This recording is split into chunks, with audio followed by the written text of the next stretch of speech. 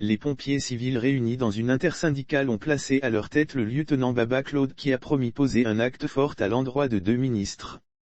Le premier congrès de l'intersyndicale, UNAPEXI/APCSI/SINARESI, des pompiers civils qui s'est tenu ce samedi 2 avril 2022 à l'amphithéâtre Cheikh Anta Diop de l'université Félix Houphouët-Boigny de Cocody s'est achevé par l'élection du lieutenant Baba Claude avec un pourcentage de 65,21%. Il devient donc le tout premier secrétaire général élu de l'intersyndicale des pompiers civils. Et pour une première action, le secrétaire général de l'intersyndicale entend aller s'excuser auprès des ministres Anouloto et Diomandé Vagondo. Pour les dérapages observés dans leur manière de revendiquer certains de leurs droits. Les pompiers civils décident de s'inscrire désormais dans une démarche de négociation. Nous pompiers civils reconnaissons qu'il y a eu involontairement des dérapages et des débordements lors de nos récentes actions syndicales. Nous demandons pardon à Madame la ministre de la Fonction publique et de la modernisation d'administration.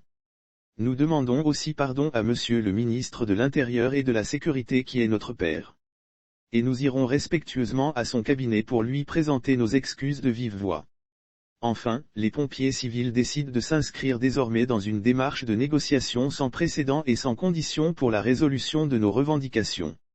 Maître Ben Meïté, le défenseur parrainant ce congrès électif, Maître Abdoulaye Ben Meïté a laissé à ses filles un message qui interpelle. Il souhaite qu'ils gardent leur indépendance vis-à-vis des hommes politiques. Je voudrais que les syndicats ne soient pas des bras séculiers des partis politiques. Je vous invite à vous préoccuper des conditions de vie de vos collègues, a-t-il conseillé avant d'ajouter que, tant que vous serez leur jeu politique, on va vous manipuler. Lire aussi Côte d'Ivoire grève des secours, les services des sapeurs-pompiers civils réduits jusqu'au 21 octobre prochain sur la même lancée, le député de Cagny s'est fait défenseur de leurs droits.